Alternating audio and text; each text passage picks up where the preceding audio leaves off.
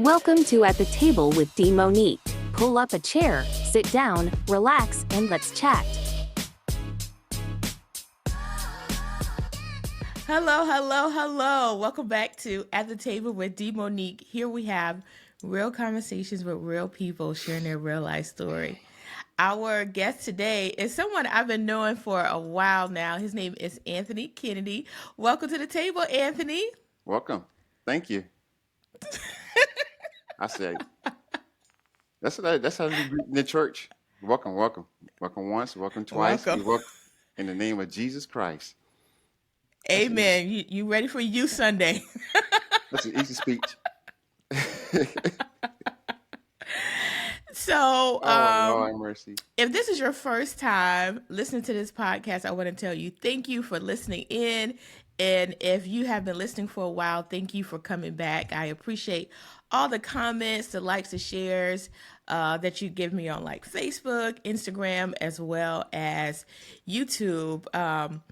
So I have been telling you guys, if you have a story you want to share, let me know, because Anthony saw the video that I did, the conversation I had with Bobby. If you guys remember, Bobby is the director of Upward Bound at Savannah State. And so after he saw that, he was like, hey, I want to come on the podcast. So it's just that easy. So please, if you have a story you want to share, just contact me. I would love to have a conversation with you. So you guys know, before we get into any conversation, we always have to have snack time. This is one of my favorite parts of the podcast, because I'm like, what is a good conversation if you don't have some snacks? And I'm just going to take this earring out. I don't know if y'all can hear it jingling, but I don't want it to be a distraction. So there we go. Let me put on my backup earrings. You got to have backup earrings, Anthony. It's too early for Christmas. I know I've been hearing ringling the whole time. I thought it was like, dang. You Hey, okay? sleigh bells coming. Sling bells ringing. All right. There we go. Now I have on different earrings. All right. So if you don't have a snack, I want you to take a moment, pause this podcast, go get your snack, and then come back. Okay? Grab a snack and come back to the table.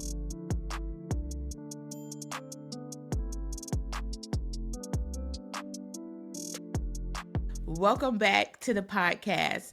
So, Anthony, before I have you tell us what your snack is, we are going to say our grace, because my great-grandmother Lucille always taught us, me and my cousins, my granddad, great aunt, everybody, she always taught us it is important to thank God for the food that we're going to receive. So if you would please just take a moment, bow your head, and we're going to say our grace.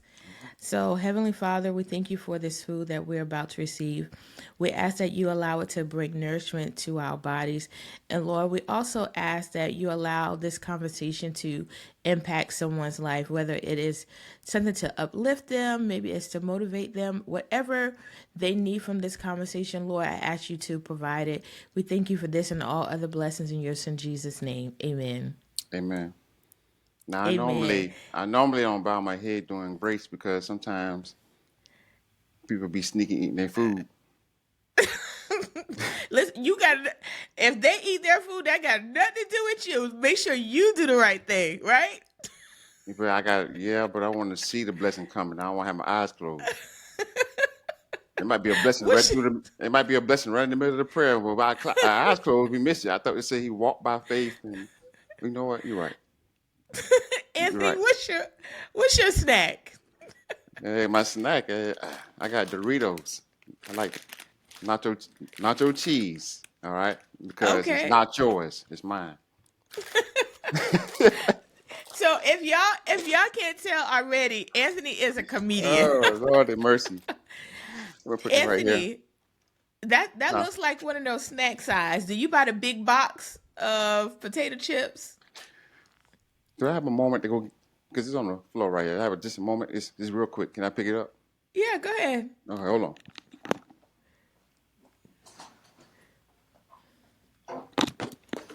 All right. You like to call me out. You must have got a spirit of discernment or something. It's right here.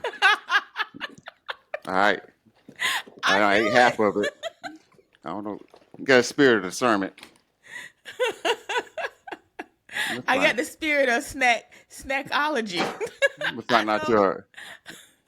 you're a prophetess. I know snack sizes. It's a bunch of snacks, yeah. Prophetess, prophetess snackalicious. You cracking Yeah. yourself up because So what? I don't know what you're talking about. You're just making up words. I well, listen. I think That's I'm a not even comedian Bible. too. That's not Bible. That's I babble.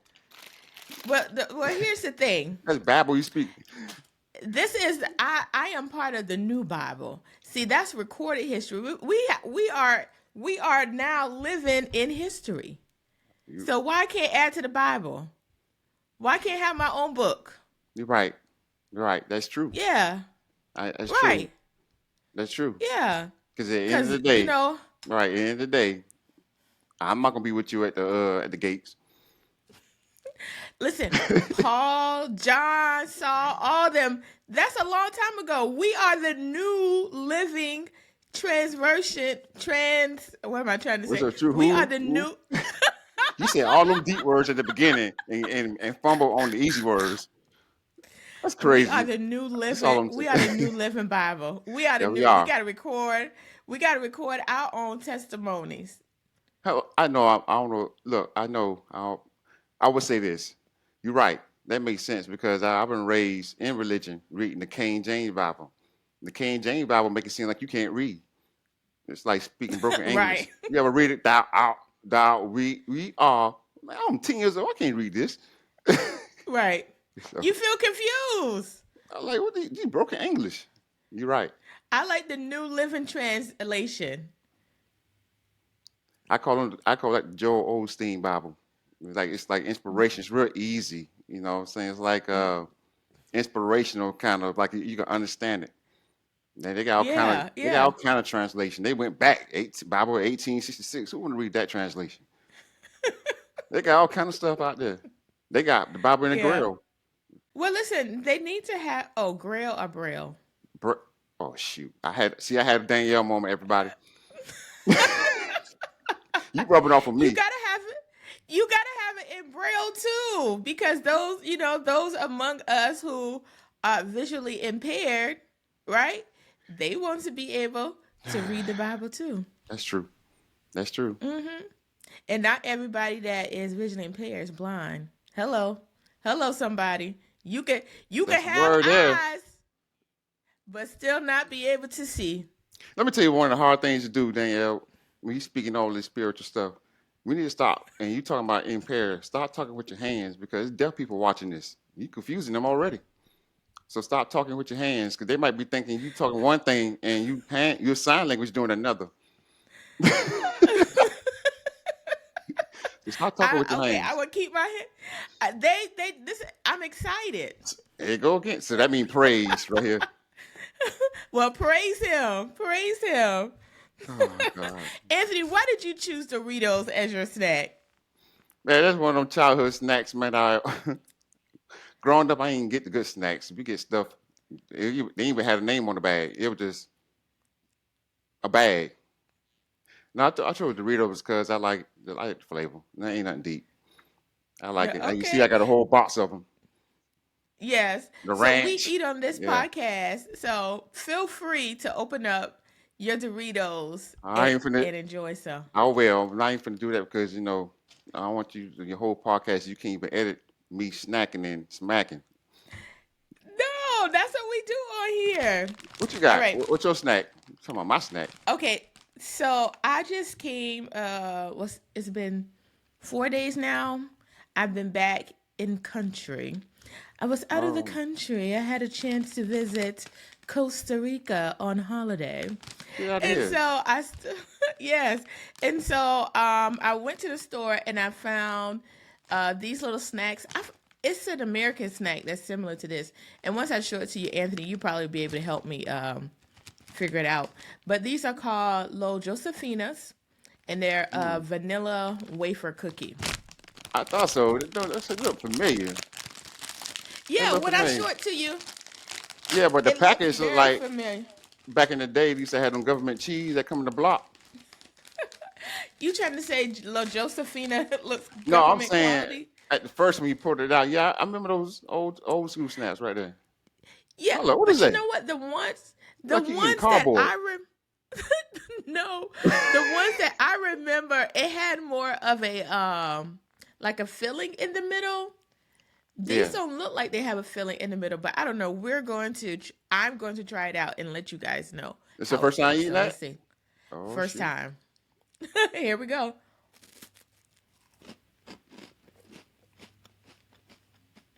What it tastes like? It tastes like the cookie that I remember, but it's a little bit sweeter. It's like you eating cardboard. Matter of fact, that you know what? You talking about the new Bible era, that could be the new wafers for communion. The new church wafers? Yeah, yeah. They need to be big, just like that. You So know, no, so I need one like that, so I won't ask for seconds. see, I was just thinking we could do this like the 2 fish and the 5 loaves of bread. I could just, break it up Yeah. and Nah, don't break mine up. I want all mine. I ain't sharing that nothing. would actually be a good church wafer.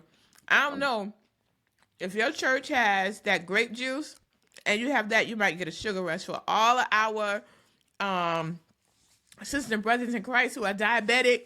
Please have water. Oh man. Do not have that sweet wafer and that grape juice because you might go into like diabetic shock. All right, I got one more thing to share. One more Uh-huh. thing. So you guys know when I'm out in public, I'm always talking to people. And so I was in Target yesterday and this little girl ran past me. She was like so excited. She saw something on the shelf. And so me being a curious person that I am, I was like, oh, I said to her mom, I said, that must be really good. She's really excited. And she stopped in front of these boxes of sparkling water. Y'all know we had another episode where I was drinking sparkling water. It was okay. Wasn't my favorite. And so I think it was a pomegranate flavor. And her mom was like, oh, it's really good. And she's like, but most of the flavor is within the first sip. And I shared with her my sparkling water experience. And she was like, well, she likes sparkling water. And she likes to use this lemon juice in her sparkling water. And it tastes like Sprite. I said, ma'am, That's a good does way it to do really it. taste like Sprite? And she was like, she swore by it. And I should have tried to open this ahead of time, but I am going to try this out. Am I allowed to take notes? Because I'm gonna take notes. That sounds good. No, you just rewatched the podcast. That sounds good right there. All right. So I have a glass of ice. I have the sparkling mineral water. So I pour some of that in there. Okay, that's like half of the cup. And then now we're going to try this out. Dan, you took I don't me know how back, much man. that was. That was like a Oh God, 2 second. you just All took right, me here we back go. to back in the day. We used to watch Bill Nye the Science Guy or something like that. You just took me, you over here doing projects and I don't know what I'm doing. I don't know what kind of podcast is this. I'm getting Bible study, snacks, and now we doing science. We in. You get a little everything on this podcast. All right. Oh my Here we God, go. go. You ready? And I'm going to tell the truth. And the truth is, it does not taste like a Sprite. You just made us. What is supposed to be lemonade? I will say this. It may not taste like a Sprite. However, I enjoyed the sparkling water a lot more with this bit of lemon in it. So, to the sister who recommended this, thank you, but it does not taste like a Sprite. That's a trick of the But it enemy. is refreshing. I will definitely tell you, I could definitely drink the sparkling water with that squeeze of lemon. And she said this was the best lemon juice that she's ever tried. And I found it at Sprouts grocery store. So I was asking the produce manager, had he tried it? He was like, no, I haven't tried it, but they sell out of it all the time. So Anyway, I'm glad to share that with y'all. For folks who don't like to drink water, maybe that might be something for you to try. No, that's a Okay? trick. That's a trick. That's a trick. What? It That's tastes a trick to get good. you. That's a trick to get you to drink water. That's almost like if you're trying to get somebody who got bad breath to brush their teeth. So what you do is you get some Oreo cookies and put white toothpaste and take the regular cream out the cookie to take the filling out and replace it with toothpaste, white toothpaste, and put it on top and hand them that cookie. Unless they brush and floss, that breath still going. That's still You're the right. breath I forgot. I still. forgot. You're right. You're right. You're right. You're right. I'm just because you ever try to somebody a hint without telling them, they breath stink, and you give them a mint and they take it and put it in their pocket. No, we want you to take that right now. Well, because of my profession, I try to stay away from those kind of conversations because I don't want anybody to feel like I'm judging them. No, no, no. Well, see, that's the thing about we'll get into that later about being a comedian. Now I tell you, there's ways to discern that. To discern telling somebody their breath smell Yeah. bad. No. I mean, you just got to read the room. Read the room. Hmm. Well, I mean, sometimes it's better just to be straightforward. Tell the truth in love. That's why he's supposed to say it.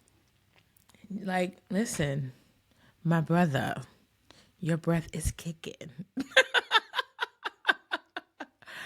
All right, go ahead, say it that way.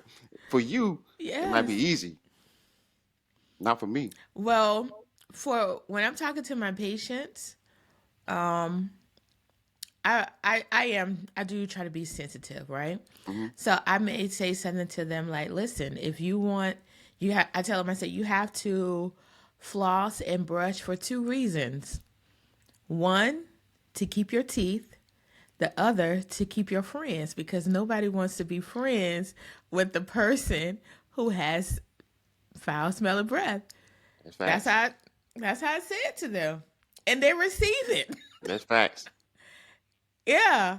And so I bet if they've been like, you know what, every time I try to walk up and talk to my coworkers, they always got something to do. Now they're like, Right. they putting all the blocks together. Right? Yeah. Yeah. That's deal breaker to some people too. You know, uh, Yeah. your hygiene and health is all important. Like I said, I've been knowing Anthony for a while. We both went to high school together. We both graduated from Savannah High School in Savannah, Georgia.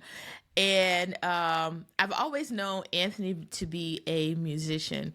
Throughout high school, I think you started ninth grade, right?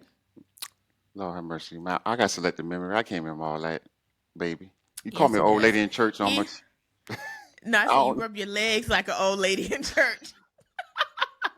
But I Anthony, I know he was a I would part of say the high Savannah school. High School marching band. But Anthony, so after graduation, I remember we reconnected because we were both attending Armstrong Atlanta State University, Hmm. which is now Georgia Southern in Savannah, Georgia. And you shared with me at that time that you actually started playing when you were a kid in church. Hmm. And I didn't know that you played a lot of different instruments. So can you tell everybody all the instruments you play? All of them. Yeah. Yeah. Yeah, My come on. my first my first instrument was I started out playing drums, and that was Hmm. since oh god, if I put an age to it, I would say ever since I came out my mama womb, I was beating on stuff. I see Uh-huh. there were pots, pans, trash cans, getting utensils, what you call it, spatulas, and hitting on stuff and playing drums. So my first instrument was drums, and Hmm. I remember, and I'm the oldest. I have three siblings. I have three sisters.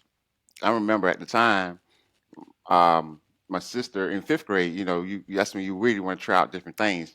Fifth grade band. Hmm. So Hmm. besides playing drums and learning snare, taking private lessons to learn the rudiments and stuff, I want to learn something different.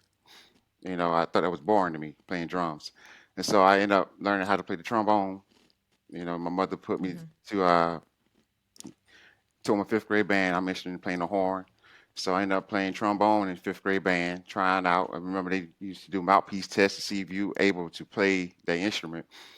And so learning how to play trombone, but at the same time, I still want to learn how to play something else because I was taking trombone lessons while my older sister was taking piano lessons. And the instructor used to come to the home, and I'll be in the room listening to her, getting the lessons. And I'm like, man, I want to learn that too. I want to learn that too. I want all of it. And then when nobody's around the keyboard, I'll sneak in there and cut it on and play and fram on it. And so I hear you chewing. That is so distracting. That's a spirit of distraction. I hear you chewing in the middle of my testimony. You don't hear it? I know the podcast Jeez, people hear no, it. The but podcast people hear it. I know y'all hear it. I hear it. You don't hear it? Now she gonna be cautious after that. She gonna be mindful. Now you ain't gonna chew. go Now you gonna ahead try with your testimony. I told you we eat on this podcast. to. That's a good movie sound effect. All right, and geez, man. I remember, like I said, I remember playing the piano when nobody's around, and I used to cut the radio on, and I just knew this instrument was like I fell in love with it. Now I fell in love with anything I did, the drums, the trombone, but the piano was like they had different sounds. This too, the piano could have made the drum sound. The keyboard could have made the trombone sound. So I'm like, shoot, what the heck I need the other two instruments for? And so I ended Mhm. up learning how to play the piano by listening to the radio. And we talking about being Christians. My first song I learned on the piano was My Boo. Really? Yeah, My Boo on E93. Turn it on E93 and I learned how to play My Boo. It wasn't a church song. And so I play trombone, drums, piano, and of course, when you go to school, I learned how to teach any other instruments, but those three was my main instruments, and piano really my main instrument. So I taught myself at age 10 how to play piano. So Wow, that's impressive. yeah, Yeah. So, when you were attending college, what was your major? my major at first was music business. I Okay. want to open up a music store and just sell instruments at the same time. But at the same time, I also want to teach.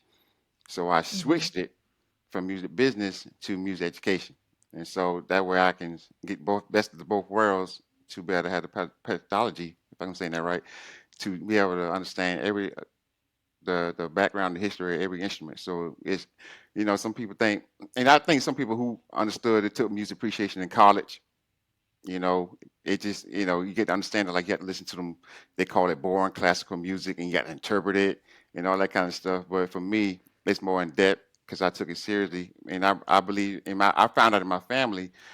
My father plays piano. My grandma plays. My uncle plays piano, and so it was just when I tapped into it, it was already gifted into me. I had to go find it, and that's how I knew this was for me. I knew this was my gift, and I was operating in it already when it came to the music.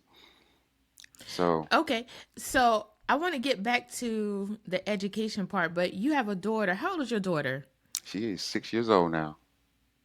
She's Okay. growing. Have you taught her how to play an instrument, or does she have an interest in playing an instrument? What I try to do with her, I let her try to find her own way. She have Hmm. got on the piano a couple of times and played with it, but I'll just look at that more. I want her to take initiative of what she want to do on her own. I try to let her find her own personality. But it did, took me back when I used to get on the piano and it took me back when I saw myself doing the same thing she did, but nobody made me do it. So I took upon myself to try to learn it. So that's almost like I'm stepping back and see where things lies. Okay. Um, so after you graduated from Armstrong, I remember you were working for the Chatham County Public School System as a music teacher, right? Yeah, that's correct. I've been a I've been a elementary music teacher for about 6 years. 6 years prior to doing transition to something else, and I love it, man. And sometimes people don't appreciate the arts of music when it comes to the school system. It's almost like we at the bottom toe, but we just as essential as anything else in the classroom. Music teach science, we teach history, we teach math, We teach language arts because you got to know how to speak the language. And Hmm. you know, for the kids, man, that's almost like an outlet to them. You know, it's almost tapping into music therapy because you're expressing yourself in many ways. You know, not just limited to like one genre of music. You know, how you've been raised, listening to gospel all the time, but appreciate the whole arts around the world. So, I remember in elementary school when we would have music class, it was so fun because the teacher would come in and have like a box of instruments. So you hmm can pull out like maracas, you can pull out a tambourine, you might have pulled out the little cymbals, hmm you know, and it was such a good time. And I'm sure we were making a bunch of noise that probably didn't make sense to most right. people, but it brought such joy. And then I think I was maybe fourth grade. I remember our music teacher would allow us to bring in, okay, I'm gonna sound real old right now. She would allow us to bring in cassette tapes. And we could You went we back. could bring it, and I know, right? Like, when's the last time you seen a cassette tape? But I Yeah. remember I took in a Whitney Houston cassette tape, and I don't remember what song it was. But I remember everybody were bringing in the tapes, and she would allow us to, share music. And so that's my memory of, music class as an elementary I'm school curious, what you child. were bringing the cassette tape to the school for? To play the song? Yeah, so in music class, she would allow us to listen to the cassette tapes, and it wasn't just you listen to it; it was the whole class would listen to it. Right. Don't let her have one of them radios with a forward button, and so you miss your song, you got to turn it on side B to rewind it back. You had one of I those. don't know what kind. I don't know. I think it was one of those little gray ones, that set flat and the Oh the yeah, yes. thing. You I know know what what I'm you're talking talking about. about? Yeah, yeah, yeah. Yeah, the little lid would pop up and you Hell, I must slide have it been thinking about in. the Walkman. I'm thinking about the Walkman. Yeah, Yeah. they bring the Walkmans back. I remember Walkman. What in the early 2000s, I had I guess what's called a Discman then because I had a CD Hmm player. It was like I think it was like by Bose. It was like a Bose Discman, and oh man, the sound from the headphones. I mean, it was just like great quality. You can hear the bass, you can hear everything. Right, right, right. That's what you thought you were, Yeah. upgrade because sometimes them CD players at the time they had EQ buttons on them and stuff. Yeah. Yeah, that sounds like something a music person would know because I Okay, don't know what you're EQ, talking about. y'all. EQ is where you wanted to make your sound more pronounced, like you want to turn the bass up, turn the mids up, turn the highs up. So it's like bass tremble, low. Oh, okay, yeah, I don't remember that. Damn, I'm You were telling my age into then. I'm telling my age. Anthony. You're like Yeah. a year, 2 years, 4 years older than me. Yeah. I think you are about 2 years older than me, or a Yeah. year and a half, something like that.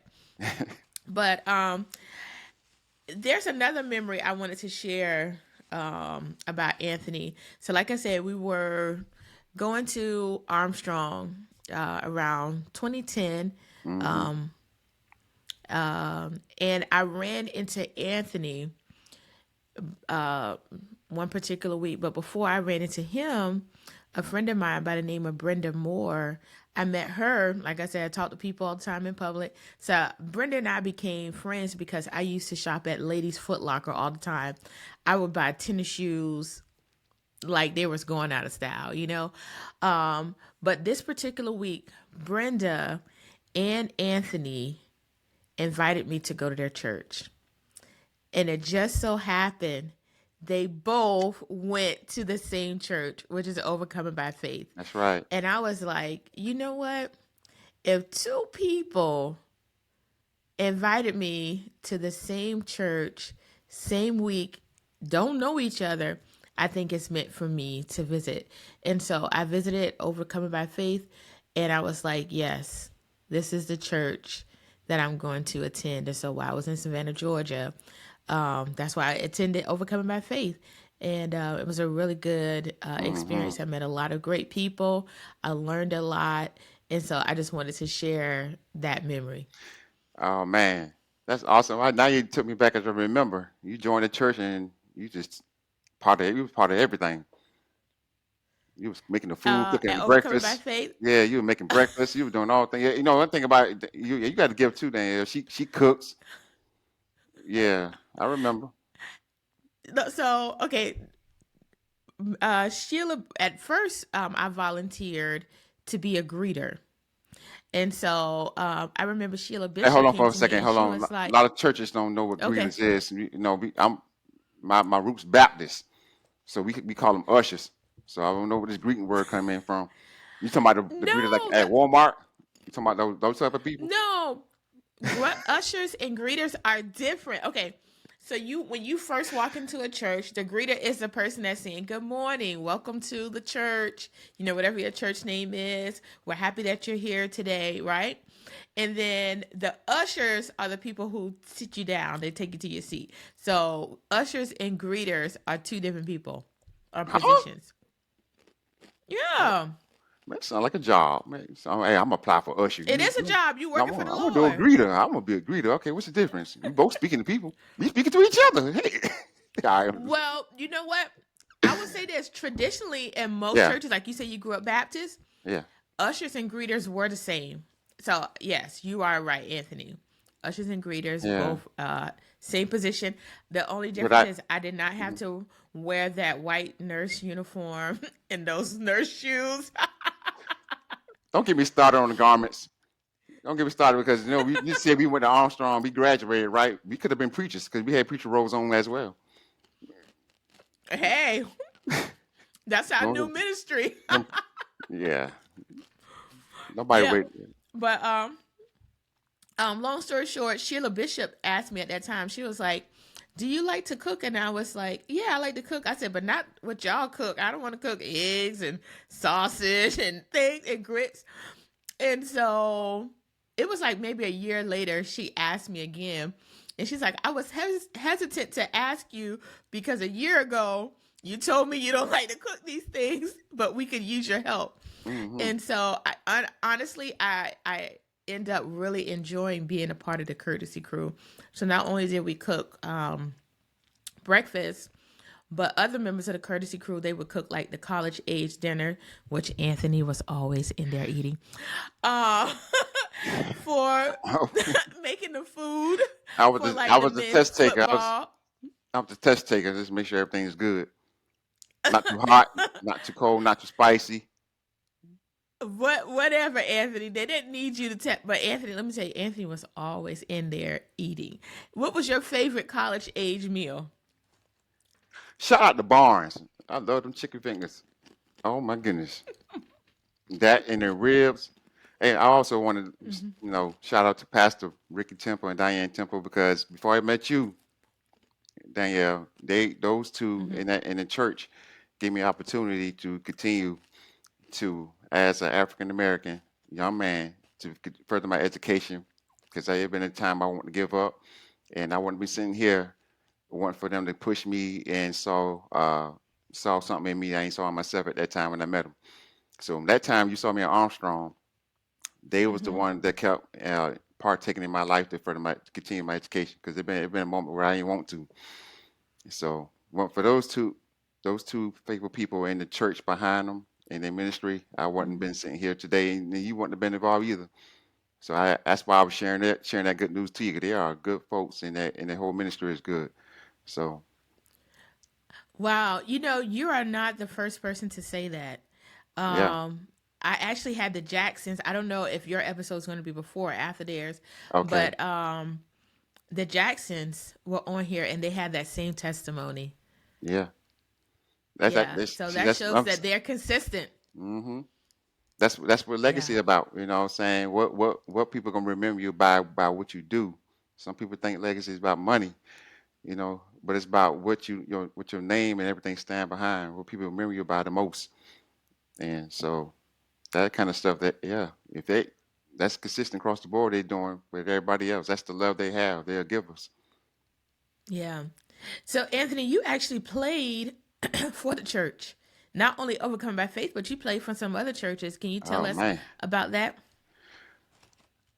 as a yeah, I remember starting out like I said playing the piano, but I started out playing for my youth church when I was around that at that time between 10 and 13. I started to really catch on the concept of really playing by ear, and so Mm-hmm.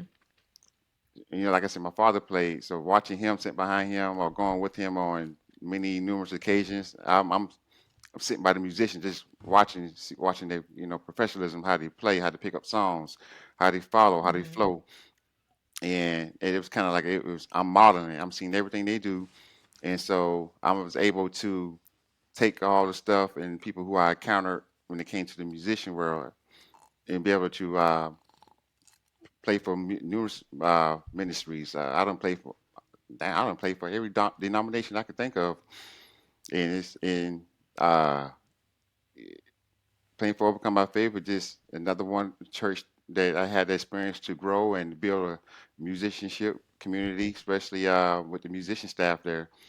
Uh, it's one of those things, when people come in your life, all they can do is make you better. Because that's the type of person I am. I was always humble into growing into anything. And so I Yeah. play for numerous ministries. It's so many that I can't even name them. That's okay. Name them. But as y'all can tell just from the beginning of this podcast, Anthony is a funny guy. He's always been a funny guy. He would post a lot of humorous things Oh, on his Facebook account. And so now I won't say he's transitioning from a musician, but he's adding something else, um, to his life. And he is now a stand up comedian. that's right. And so, yeah. So, like tell us why y'all see what I'm saying? Y'all see what I'm saying? Tell us, why did you switch, why are you making a transition, or why are you adding comedian to your, I don't know what I'm trying to say, Why? but you know what I'm trying to say. Yeah. Uh, like I say, my growing up with my siblings and my parents, it was a comedy show by itself. Um, Mm-hmm. I remember the times me and my sisters, we would sit at the table and I think I came up with the concept called the Mm-hmm. laughing game. We would sit and eat, and we were trying to see who can make each other laugh the most and by acting out, doing certain things. And I'll be the one sitting down the most because anytime I act out something, they laugh, they got to go and make somebody else laugh. It's like it's called a Mm-hmm. laughing game. I think I remember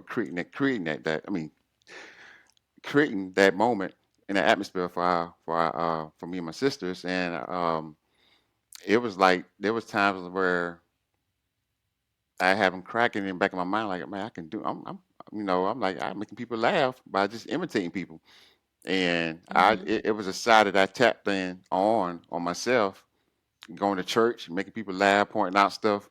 In the quiet time, you hear people open up the peppermint. People try to be quiet, like, and you hear them. That'd be me. Open up that peppermint Right. when it's time quiet and real slow, just to get people attention. And going to class, being a class clown, not to a point where I was getting in trouble. It was just moments where I was making my peers laugh, and I was like, and people was telling me, man, you funny, you silly, you're a class clown. And you know, as I kept progressing in life, they were like, you need to do stand up. Yeah, you'd be a good comedian. At that time, I wasn't hearing that at that moment because I was like, nah, I ain't ready because I was doing music. So it was Right. like, man, you need to be a comedian, man. You funny, you can do it. I'm like, I kept hearing in the back of my head, nah, I'm good. But I'll watch it. I'll watch comedy shows and Mm-hmm. like, yeah, I see it, and be funny by talking to people or wherever I'm at in the atmosphere. And so it wasn't until I got to my 40th birthday, I said, I'm gonna go ahead and do it. I'm gonna go ahead and tap into it. I'm gonna get on stage and do it. I mean, that's what happened 2 years ago, 2 years later. Well, 2 years ago on my 40th. No, it wasn't my 40th. My 41st. My 41st. I actually said, I'm gonna go ahead and do it. I'm gonna go ahead and grab a mic and get on stage. First time. And that was my pivotal point of now transitioning doing being a stand-up comedian. It's just another So form of was this art. like a yeah, sorry about that, Anthony. You good? Was it like a open mic night? It was an open mic. I looked up online where can I do open like a comedy show, open Mm-hmm. mic. Because I'm familiar, they got open mics for music as well. So I'm familiar. They got to have one for comedy. And I remember I looked it up, and I just showed up, talked to the host, signed up, and it's that easy. You just grab the mic, you talk whatever's on your heart, what's on your mind. The question is, Yeah.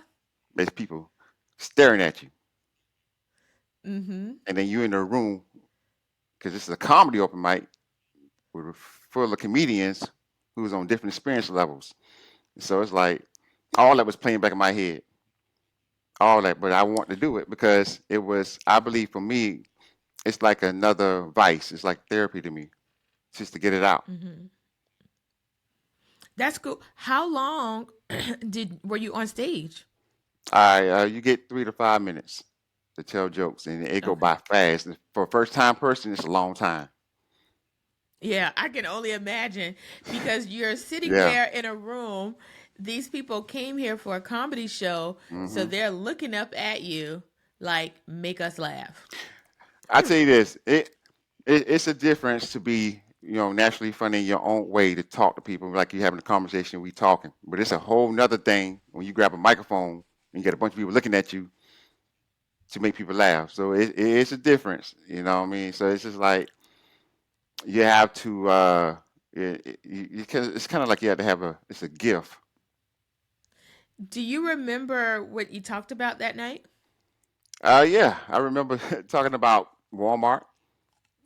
I remember, yeah, I remember, it made no sense. You can't never find a Walmart employee when you're looking for something until you steal something, then they come help you. Yeah. I Are say, you telling us that you stole something from Walmart and then no, everybody was there to help you? no, I just feel like if I'm going to get off from work to go back to work, I might as well put me a vest on too, and I go in the break room, I'm chill. That's what it feel like. You Hello. self checkout, you gotta. You ask them how to find certain things. You know what they do? They take their phones out and look it up. I could have did that myself and find out what ow. So Because it's not, first of all, I don't really like going to Walmart because of that. Because why do I have to do self checkout? Like I was messing with one of the employees one time and I was like, oh, can I get my employee discount? And he was really young. He was like, yeah, let me get it for you.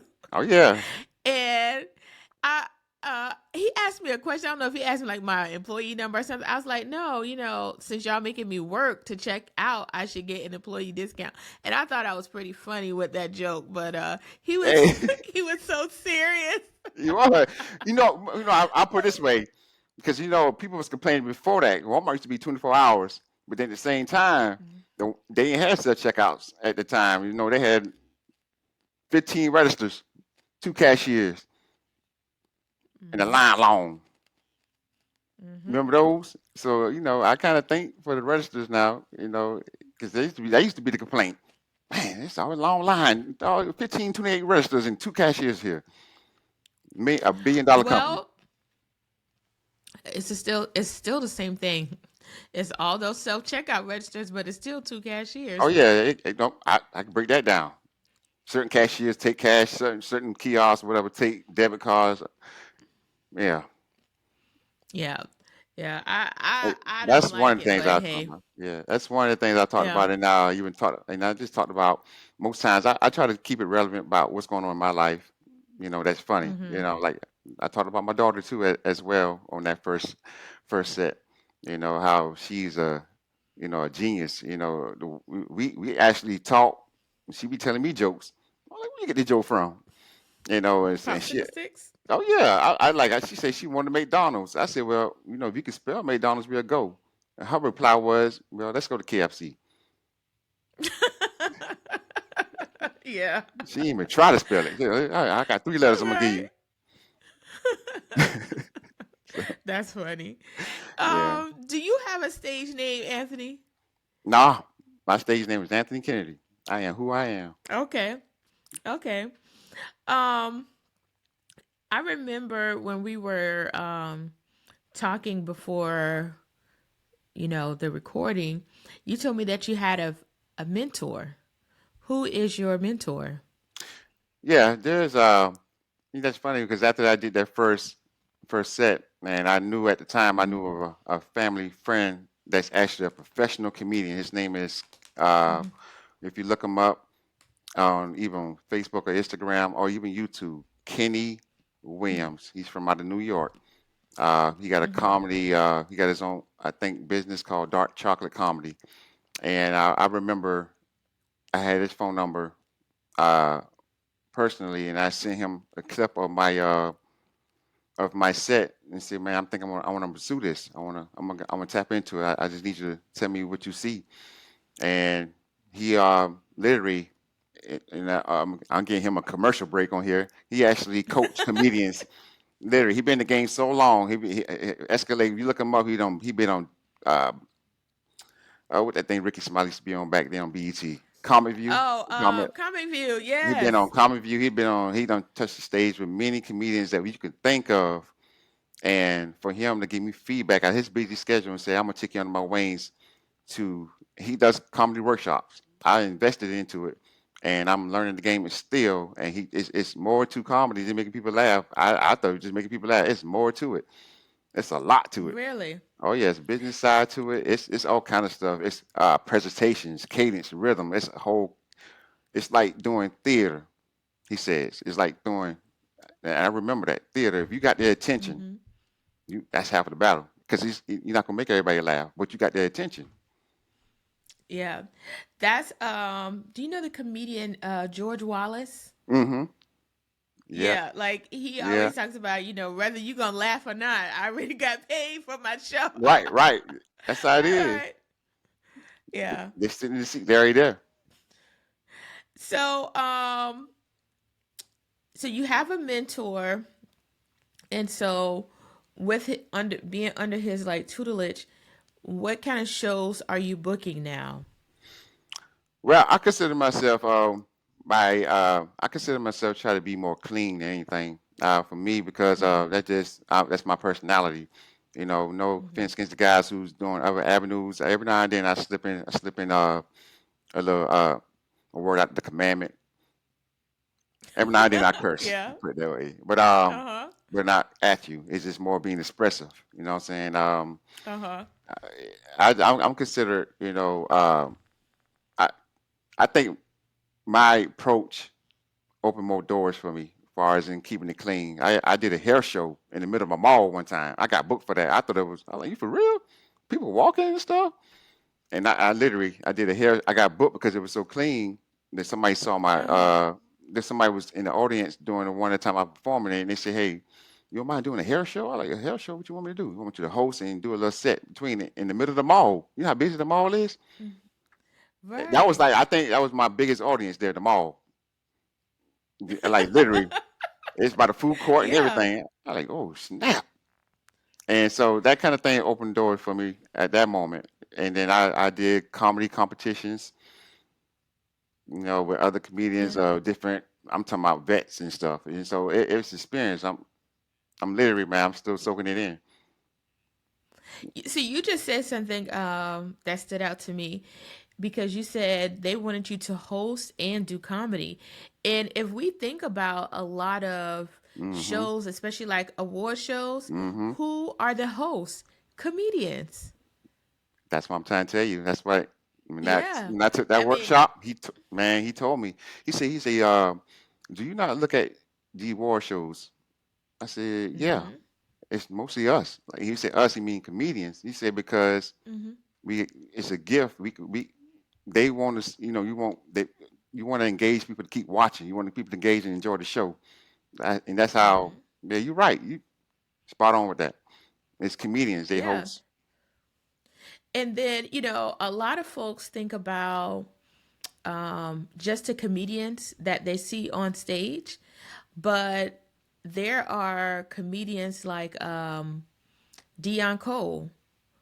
He's Yeah, a writer for other comedians. yeah, You know what I mean? yeah. So you don't always have to be a comedian on the stage. Hmm. You know, you can be a writer. I mean, is that one of the things that you guys talked about, like being writers for shows? Yeah, they are, man. It's all kind of avenues out there when it comes to the comedy art. You have people who write for other people, and then you have people like now the new thing is social media, create content.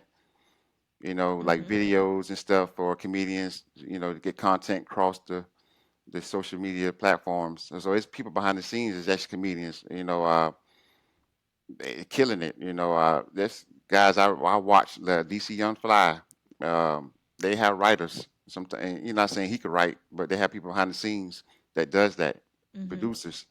There's comedians that produce shows as comedians, but they put other people on so they can, Right. yeah. So it's a lot to it. That's what I'm saying. It's more to making people laugh. It's more stuff behind the scenes. Yeah, because your comedians who are, especially your late night comedians, they are Yeah. not coming up with all of those jokes on their own. And one person I think about is Trevor Noah. Oh, you He bringing some has names. well, Okay. he's not in there anymore, but The Daily Show, and so people are like, "Oh yeah, I write for The Daily Show," and I'm like, Hmm. "Oh okay," I did at for a long time I didn't realize that comedians had writers. I mean, you even have Steve Harvey when Hmm. he talked about before he got on stage, he was writing jokes for another guy, and the guy would go tell his jokes and win shows. So that just lets you know if you are thinking about being a comedian, but maybe you're a little bit shy, or maybe you're like, you know what, I have two gifts. I'm a comedian and I'm a writer. You can combine those, and Yeah. now you have another avenue. Yeah. I'm glad you say that because trying to intertwine doing comedy and music is the same as art form, but to me it's different because uh, I had to switch gears. There have been times I have been booked to do both, and so I had to give me a moment to switch gears. Because one moment, when it comes to music, I'm playing, so I'm actually in the moment playing what I feel, and then the other moment, if I'm getting the microphone, I got to switch now because now I'm talking to people without no Mm-hmm. instrument in front of me, and so it's definitely a switch for me. I'm working on, I'm trying to find my who I am.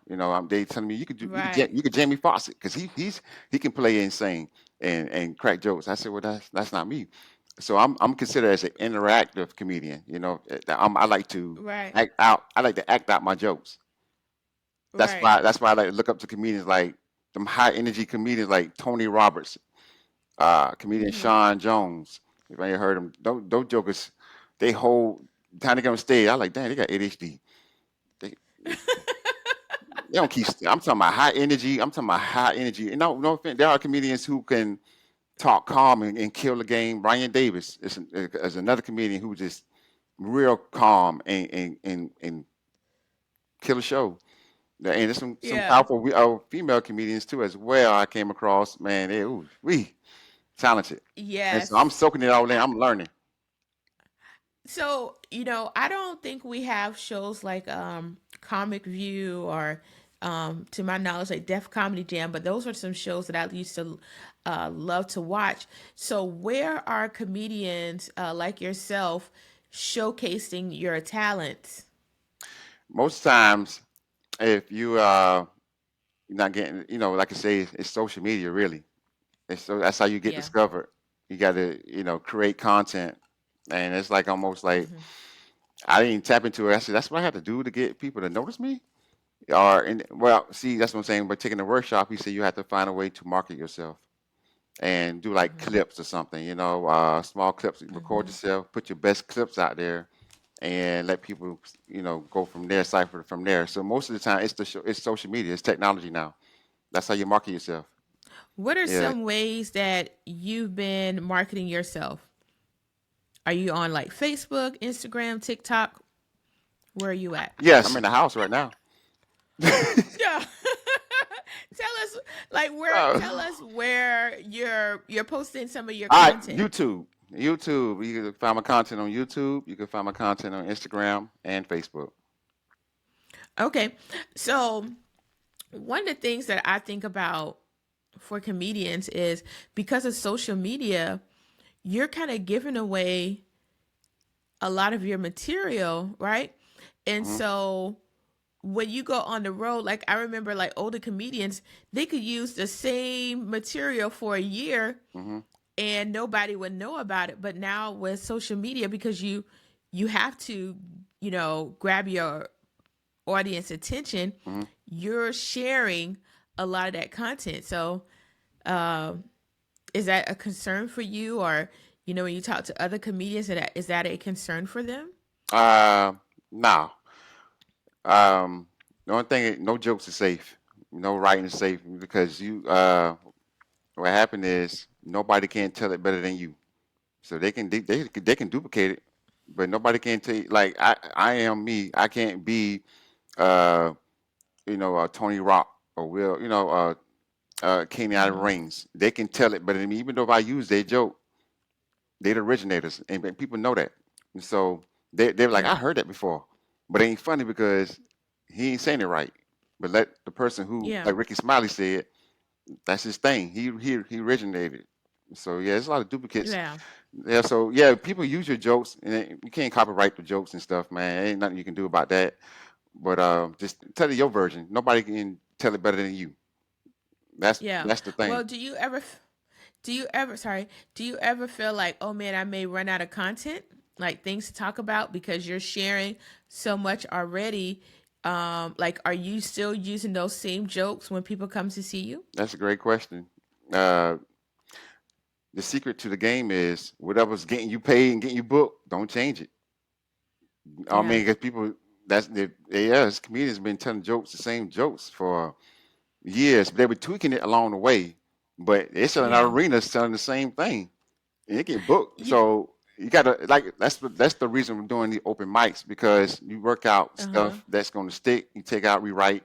The open mics give you a chance to work out stuff that's going to get you hired. And then when you put a set, Hmm. you do new stuff every increments, and then that's why I record myself because I can see what work don't work, and then rewrite it. And then when it's time to get hired to do like a 10-minute set, which is a long Hmm. time, 30-minute set, you got your jokes that's going to work. Yeah, you're absolutely correct because there's a particular comedian. I think I've seen him about 3 times now, and it's been over the span like 3 times within a maybe say 10-year period. Yeah. And he was telling those same jokes, right? Uh Almost verbatim, Who's but people were who's the comedian? no, I'm not gonna tell you. I'll tell you offline. But each time it's executed so well Hmm.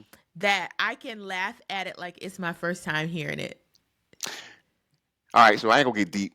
So let me give you a psychology behind what you just said, right? They ain't no Hmm. different from people going back to watch a movie again. Their favorite movie. It's my favorite. Why is your favorite movie? You go watch it again. They ain't no different from people reading the Hmm. Bible over and over and over. You get a new revelation every time you read the same scripture. You know what I'm saying? So it ain't no different telling the Hmm. jokes. Whatever, you know, whatever's gonna work, it works for that person, that individual. You're absolutely correct. I didn't think about it like that, but yeah, you're correct. Yeah. Yeah. So you said you're a clean comedian, and I know you said you were booked for the hair show. Hmm. Tell us some other bookings that you've gotten because you are a clean comedian. Um, I, I've been, phew, goodness, church. You clean, you get so every audience. When you get into doing comedy, and I'm still learning. I'm telling you, I'm still learning. I've been doing this about 3 years now. You have to Hmm. be able to tap into every room. And what that means is not cater to one skin color. You got to be able to try to tap into family ordering, like a cookout with kids around. Can you keep it clean? You know what I'm saying? I Hmm. did that. Um, I did a room full of white people, and you got to put yourself in situations. They always say put yourself in uncomfortable situations, and Hmm. You just never people like you. That's how you market. That's another marketing thing. People remember you based off of what you said and been relevant. And Mm-hmm. like to say the my mentor told me then, why you wait so long, man? You 40, 41. Why you wait so long to do this? I said, man, I'm doing music, man. That's my thing. He said, I get it. But he said, you know what's the difference between where you at now and the young cats, he called them young cats, young comedians that talking about you got experiences. So you could bring your experiences to the stage that could relate to it. You know what I'm saying? Relate to the audience. He said most of the young guys Mm-hmm. ain't got no life behind them and they don't know how to engage, and that's why they be more party mouth, as you call party mouth, 50. But you got Yeah. more experience where you can be considered, like you can relate to the older people, that kind of thing. So that kind of actually gave me more even more drive to keep continuing to do this because he said if you're gonna do this, you got to have a skin for it because they got something called your bomber show. Bomber Mm-hmm. means if you get on stage and your mind go blank and you just get off stage and quit. Like I can't do it. I seen it. He said you got to keep going. Just nobody know what you're about to say but you. So you give yourself away by just doing it, and you got to go there. Yeah. Yeah. So it's a. I'm telling you, I seen it. I'm like, oh my goodness. Oh, well, I ain't got no You jokes. I'm know, just get off stage. I'm like, what? yeah, I would say that is true in different areas. I mean, if you're a teacher, Mm-hmm. right? Um, Sometimes you have to stand in front of all of these people, or even me, like a podcast host. There are some things that I'm thinking like, oh yeah, I want to ask this or ask that, but I might get nervous. Like, oh, how are people going to perceive it? And you can feel like you almost want to choke, right? Mm-hmm. But and sometimes I have a whole plan. I'm like, I want this, and this to happen. And when it doesn't happen that way, I'll feel disappointed. And then people listen to some of the episodes and they're like, oh my God, that was such a great episode. Yeah. They didn't know what I had going on in my mind, Yeah. you Like right know? now, I don't be knowing what you about to come get me. Right. Exactly. Like you don't know what the person's going to say next. But I think the takeaway from this is just do it. Take a chance. If you Hey, don't, I know I ain't getting no royal check from Nike, but that's why I believe in affirmations, man. I wear stuff that's gonna keep me going. All right. hmm So shout out to Nike. I love your motto. I love your mission statement, and I live by that, man. yeah, Mission statement. yeah. You I gotta mean have a that mission riff. statement that will keep you going. You gotta have a mission statement for your life. Yeah, Yeah. there are places like Dry Bar Comedy. I don't think I've ever heard anybody curse on Dry Bar. I think it's clean comedy, right? Like they don't even drink alcohol in the audience. It's like Yeah. lemonade and soda. I would say this. Only when you get booked, sometimes promoters look for you. They tell you, what your expectation is before you even do it. So hmm you pretty much know what you're getting ready to get yourself into. And like I said, it's people. It's people out there really watching. Yeah, until they meet you out there and say, "Hey, I've been watching your stuff, man. You funny." That's another thing. Right? It's good to have social media. I was, not, I felt like I had to spend all day to do something, to be on my phone all day or on the laptop. Where I just want to just go out there and enjoy life and meet people regular. But people actually hmm home because the pandemic shifted a whole lot of stuff. So people home now Right. and technology is the thing. So I just got to brace it where it's at. hmm And so a lot of people do sit there and Yeah. watch your content and it's funny. I'm not, hmm knocking it. That's where it's at now. Yeah. Do you work with a promoter? I Like, do am you the have your own promoter. personal? Not the You promoter. are the you're the talent and the promoter. I, I'm gonna tell you, nothing too hard for God. No, it ain't nothing too hard. No, seriously, ain't nothing too hard. Hey, we living in the era. Right. We living in the era of smartphones and dumb people. Man, you got the. I don't know the answer. The answer in your hand. Look it up. Right. I don't know how to get there. Yeah. No, for Yeah. real. I think you can tap into it. You can do anything you want to, man. If you want to be promoted, you just look at the prerequisite. Now there are, resources out there that can help you. Yeah, for me, I'm a go getter. I go talk to people. I'm going to the restaurant and say, who the owner, who the manager? Y'all looking to start a comedy? Literally, I'm asking. Y'all looking to do an open mic here, or when it comes to music, y'all do live music? And they'll tell you Mm-hmm. most restaurants they hire people to do entertainment, hire the entertainment side for them. So I reach out to them. So Okay. now I think the more you get up into the career of comedy or music, you got to have somebody to help you because that's a lot. The hats to wear by yourself to promote, and Yeah. that's a lot. Yeah. I can only imagine. That's why you see um, folks, regardless of their industry, they have like all these people around them Yeah. because you can't do it all. Maybe in the beginning, you have to do it all until you find your community, your tribe. But yeah, once you kind of get yourself established, you got to have other people around you because you can't do it all. You can't keep the books. You can't book the events. You can't put together all your outfits. You can't answer all the emails, all the Hmm. direct messengers, and be the talent. That's a lot, man. That's a lot. So Yeah. yeah, yeah. That's, yeah, that was a So lot. tell us about some of your latest work. Where have you been performing? Yeah, so I also I have my own published company, ABKJ Productions. I produce music, own all my rights to my songs and content. So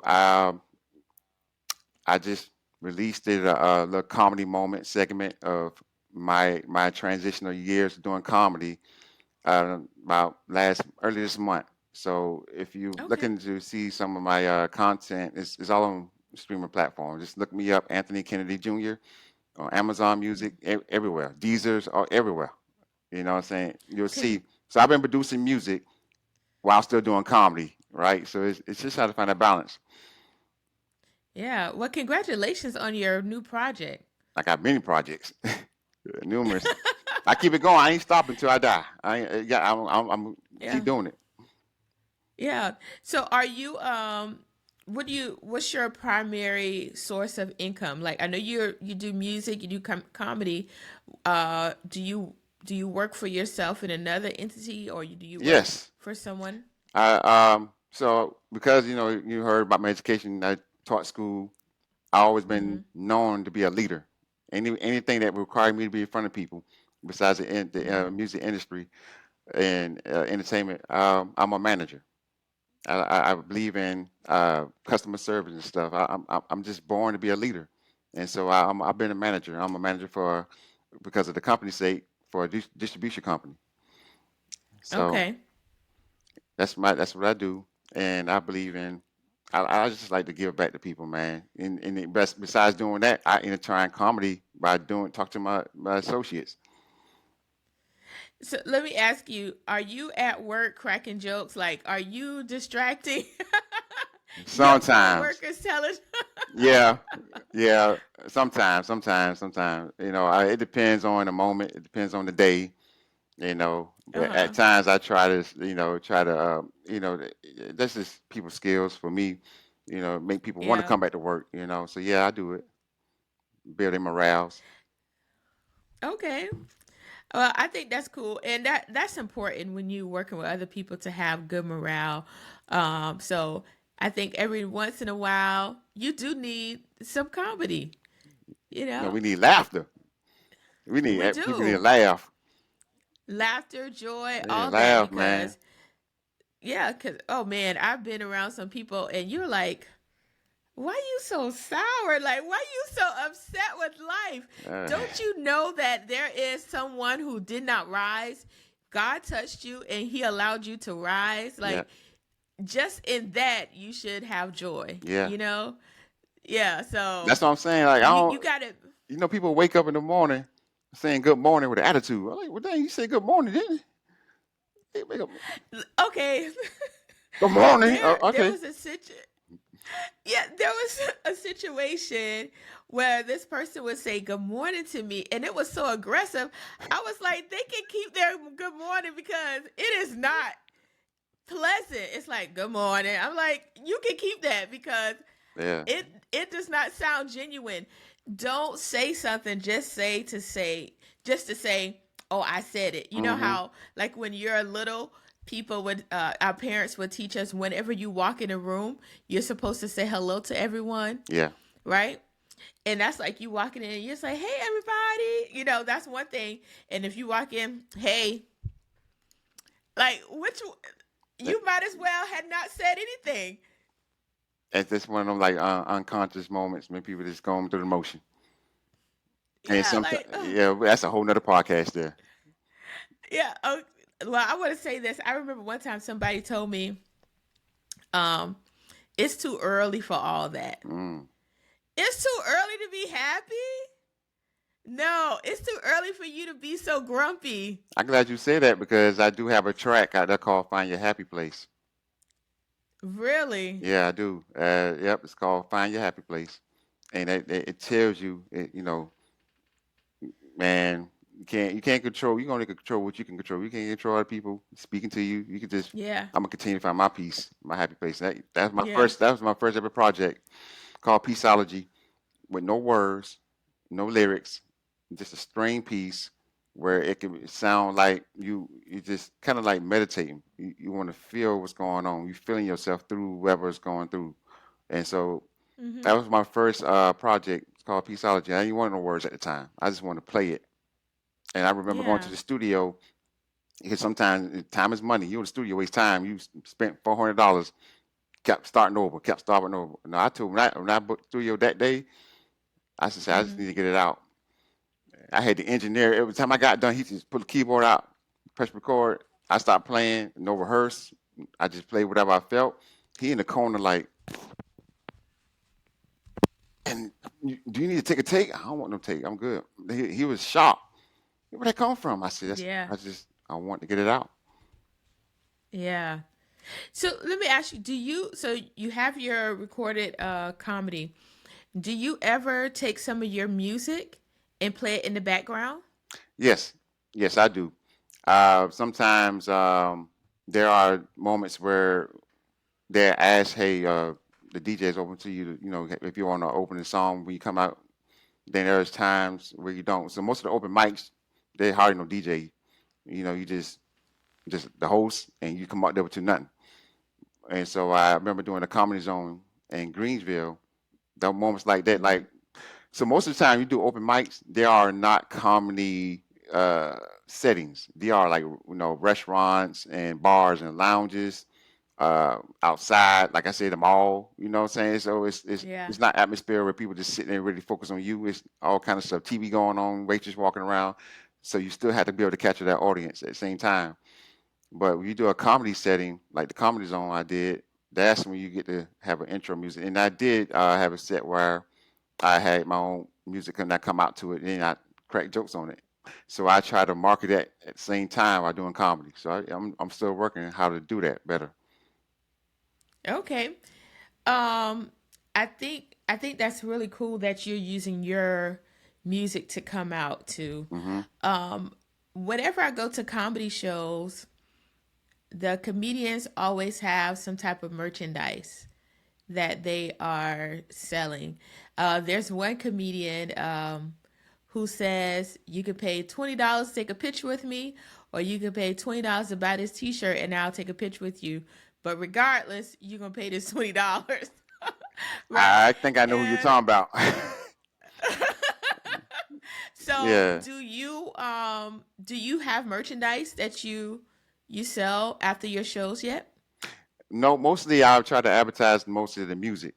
I want the music. I'm building something called Legacy. I'm building something for my daughter, and Mm-hmm. the comedy thing is, I've been asked, are if you ever want to pursue this and somebody get a call, yeah, I'm gonna take the opportunity.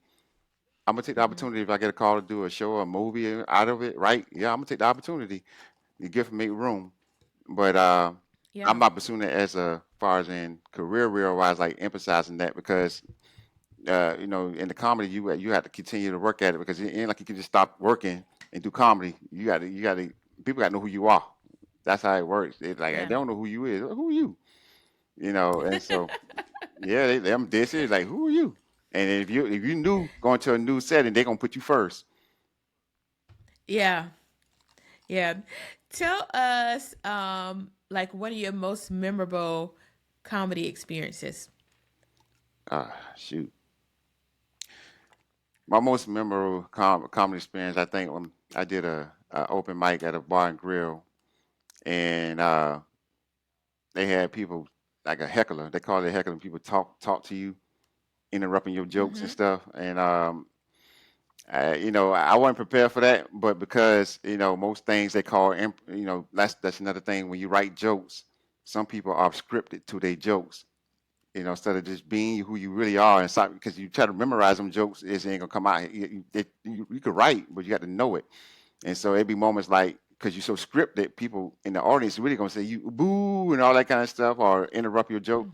That ain't funny. So what do? You got to be able to improvise in that moment to bounce back. I remember a young lady did that to me in the middle of a show. I said, "Who was that speaking in Mhm. cursive? Who was that got change in their throat?" Like that. You got to be ready because you just never know. And she hushed up. Right. Yeah, I try not. It's called crowd work. I try not to do too much crowd work because some people don't know how to. Yeah, some people don't know how to take that real well. So you got if you do it, I try to make sure I follow up with just jokes and no pun intended. At the same time, there's comedians like they here for a comedy show, so who give a care? Yeah. I'm sensitive both ways. Okay. You have some comedians who write down their jokes, and some of them is straight memorization. What's your technique at this time? Because then you may evolve over time. Phew, man, I do both, but most of the times I have a gift for reading the room, and that comes from doing the music. The music side. Hmm. Anybody who want to do stand up comedy, the first thing they will tell you to do it, just do it. It really no, you know what I'm saying, like a prerequisite to it. You got to go get on the stage and try it. Like that's Right. going to like teaching, speaking engagement. You just got to do it. Just take the first step. Hmm. Anything in life. Yeah. And so that was, Yeah. mostly I got the capability to read the room. I can't take my daughter joke to it's like a senior citizen setting. I had to find a way Yeah. to and balance that out where I can relate to them. You just got to know your audience. Yeah, because there Hmm. be times Have you I ever write. Yeah. Oh, go ahead. I apologize. Have you ever done stand up comedy for seniors, like at a living assistant facility? No, no, but I'm Yeah. open to it when that opportunity arises. I'm open to it because I know Yeah. I know There's I had them dying laughing. I'm sorry. Can you edit it out? nope. I'm leaving it in. Oh lordy. Um, um, have you thought about, or have you met some comedians who do cruises? I know that's another thing comedians That's do. another thing people don't tap into. Yes, like I said, comedian Kenny Williams. Um, he's like I said, my mentor. He's the one. Like I asked him, "Oh, Uh you ain't huh. got a Netflix special by now, man. You've been in the game so long. All these comedians." He said, "Because that's not my avenue at that time. He could, but he could do shows. He can book you, and he does a lot of cruise lines. That's where he's at, cruises, Okay. and that only get discovered based off of anybody who's been doing it for a while to carry you with you. I mean, carry them with them, like going on a tour. So Yeah. I know my I day coming. think I ain't rushing the process. I know my day coming. yeah, yeah, I know your day is coming. What would be your dream comedy job? Like what do you want to work towards? I probably want to be behind the scenes and write. I Okay. want to produce a show or something like a show or just tell straight mama jokes. Bring that back. They used to have a show called MTV Your Mama Jokes. They need to bring that back. Stuff like that. So it was that didn't I'm not sure. Is that the show where they have this famous scene? Oh, is it Monique who does it? where it's like your mama's so old, she tried to breastfeed somebody Yeah, and she had yeah. powdered milk, and they, That was I know it was on MTV where a bunch of people go head to head. And I actually auditioned for that one time in Atlanta. They brought the show to Atlanta and I auditioned. I made it to the second round. They really let you keep going until whoever run out of jokes. That's how brutal it is. It's like, God, dog, my mind going blank. You stop making up stuff. Like, man, your mama the DJ at the grocery store. You just making up stuff. yeah. So tell us in no particular order. Tell us like maybe like three comedians that you admire. I know you got Kenny, who's your mentor, so Yeah. we're gonna take him out of the equation. So tell us about three comedians you're like, you know what, I really admire these people. I'm gonna be personal with this now. He might be the first time you ever hear this, man. I have a cousin, you know, and he's doing his thing, man. I'm watching him. His name is comedian Sean the Class Clown. That's my cousin. And he the Uh one huh. he went viral by making a casket and driving it around the city, getting gas and everything. And so that's No. my cousin, man. That's how I know we gifted running in the family. If it ain't music, there's some funny people in our family. They just ain't grabbed the microphone yet. But he's doing it. And I would say because we influence each other, man. One day we're gonna link up and actually do a show for the city because and I know it's gonna be the first time he's saying this in public, but he actually I see him going, he making me go because that's like family. Like okay, we can do this. And I would Yeah. say after that, I really admire Tony Roberts. You know, I like his. I'm not him, but I like his energy. And Sean Jones, comedian Sean Jones, them two energy. Y'all look at them from the beginning to end. They energy level was up there. Yeah. So Um, Anthony, I can remember as like maybe I was in middle school, even high school. My grandmother didn't want me watching shows like Comic View because of the language.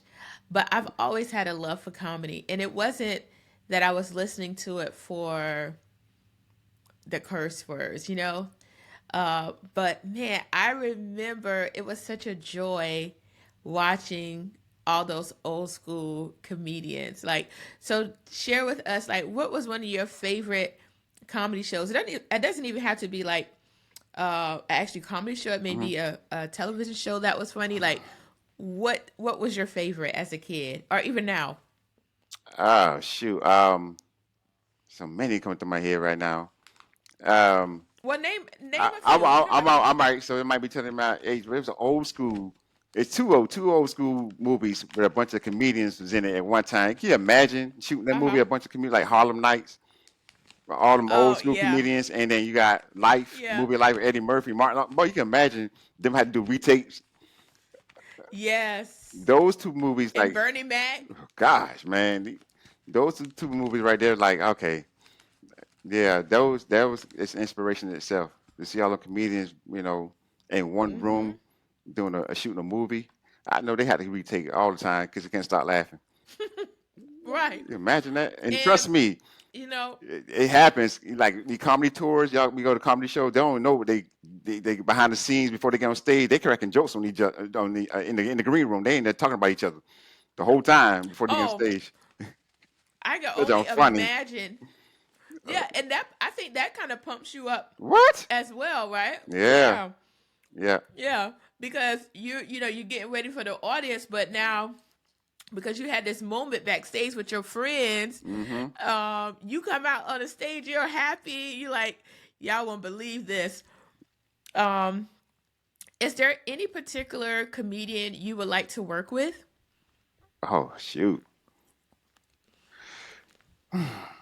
man, great question. I'm gonna trust in my mentor, Kenny Williams. Right? We talk all the time via Zoom, telephone, because Hmm. he's on the go. But when we link up, I would like to really do a show with him because he's actually walking it and showing me how to do this thing correctly, and not be naive to it. Yeah. So he did give me an invitation. Well, Anytime you come up to New York, I got you. yeah. I think that's awesome that there's so many comedians out there, and they are what we would consider mainstream because they're on television, they're in movies all the time. It could be so easy to name one of those people, but I think that it's really special that you always default to your mentor. That shows, at least it speaks to me, it shows me how much of an influence this person has in Mm-hmm. your life and how much they mean to you. Mm-hmm. Like in life, I'm gonna give you a nugget. In school of life, man, it's simple math to me, man. If you ain't bringing addition to my life, then I don't need you. You bring a subtraction, I'm going backwards. I don't need that energy. So yeah, I Yeah. want to grow. That's the type of people I like to hang around with and learn from. Healthy Yeah. relationships. Yeah. But do you have some things that you're working on that you may want to share? Right now, I'm working on. I'm still constantly working on music projects, man. My next thing is trying to get content on commercials and movies. Oh, Yeah, that's what I'm I shooting love for. that. Yeah, working on my sync Yeah. license. Okay. That's awesome. Is there anything that you want to, that we didn't talk about that you want to share with the listening audience? Just keep living. That's it. I'm serious. I'm just down to earth, man. I don't get caught up. For me, I don't get caught up in the hype, as far as in what I do. I just enjoy it and Hmm. just live life in moments, man. That's my thing. That's it. I just want to try to live to be I want to live life and enjoy it, and I want to do stuff while doing it, enjoying it. So nothing deep, Yeah. Okay. I laugh because you sound like an old church mother. Baby, just keep on living. right? Right. You just said earlier, man, why people be saying good morning. You know how much muscles it take to be mad all day? Man, Yeah. man, But no, yeah, I mean, Anthony definitely is a product of the church. And that's a good thing. That's definitely a good thing. we And are the so, church. We are Anthony, the church. you know what? Amen. We are the church. We are the No, church. you church is chicken. The We way are you the was chewing the church. whole podcast, I try to. You smacked through the whole doggone podcast. Your snack ain't ran out by now. You've been on here about 2 hours, and you still eating? All right. Oh, Listen, we eat on this podcast. If you don't like it, no, I I ain't guess against it's it. not a I didn't know he was podcast. going to eat the whole Don't be duration talking. I told you we eat on this podcast. You didn't even eat any of your Doritos. because I'm locked in. I'm locked in. I'm locked in That's too. good. See, we two individuals. You know what I'm saying? Yes. See, that's what I'm saying. See, that's why I say I just, what? That's why my discernment strong. Because that's why I say you need people that need to bring additions in your life, not subtraction. Not just. So I'm bringing the snacks. You're right, but I ain't got to eat when you want me to. That's why they call it the I Last think Supper. I think you should at least have one chip. Okay, so Danielle, you got My name is D D Monique. Monique on the show. Sorry, D Monique sorry about that. That's gonna be edited. D Monique, Yes. I wear Vision lines, so I ain't want to take them out right now to eat. I have Invisaligns in. So yeah, Oh, you got to okay. take it out. You got to go Okay. brush your teeth, floss, and then put it back in, clean the residue out. And so yes, that's what I'm doing. I mean, that's what I Okay. believe in. When I tell you everything I'm doing, I actually believe in self care. And so Yeah. I'm working on trying to be healthy. When it comes to not just physically but mentally. And so the only time is when you say self care, you do what makes you happy. You do what you got to do. Yeah. So ain't nobody else in my body. Ain't nobody else gonna be at the gates and say, my daddy said, my teeth's crooked, but he told me to get it fixed. He don't care. Right. So we're gonna before I let you go, I'll edit this part out of the podcast, but I need to make sure you know how to floss right. So we're gonna have a flossing lesson. Huh?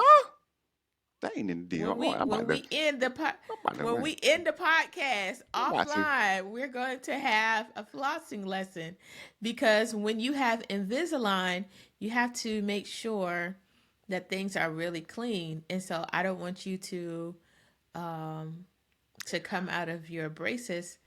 I don't know if anybody showed you the right way. This is You're me as right. a friend trying to look out You're for right. you. You know, I just had my dinner I'm trying appointment Wednesday. to And tell everybody how they can view your material. So tell them all your social media outlets, and if you have a website, share that as well. So this is your time to tell everybody how to connect with you. yeah, you want to connect with me, you could follow me on Facebook, Anthony Kennedy. Um, on Instagram, IG is Anthony.musician. And if you want to look for my music content, just anything, any music, Spotify, or Amazon Music, iTunes, you just look up my name, Anthony Kennedy Jr., and you'll see most of my content, man. I have numerous projects out, and it's geared towards most of the times inspiration. Because like I said, I'm big on self Yeah. care. So that's everything. Okay. Well, I have definitely enjoyed this time with you. I would say this has been another great episode. I want to again thank the listeners, first time listeners, or those who have been consistently following the podcast. Thank you so much. If you, like Anthony, approach me, if you want to share your story, connect with me. I'm on Facebook at the table with D Monique. I am on Instagram at D Monique Podcast, but you can look up hashtag at the table with D Monique as well as TikTok. So all my contact information will be, in the show notes. And until next time, thank you so much for listening to this podcast. And don't forget to like, share, as well as subscribe. Peace. You're not going to say peace, Anthony? Peace. All right. Bye. Thank you for joining us today. Come back next Thursday for a new episode of At the Table with D Monique podcast. Don't forget to bring a snack.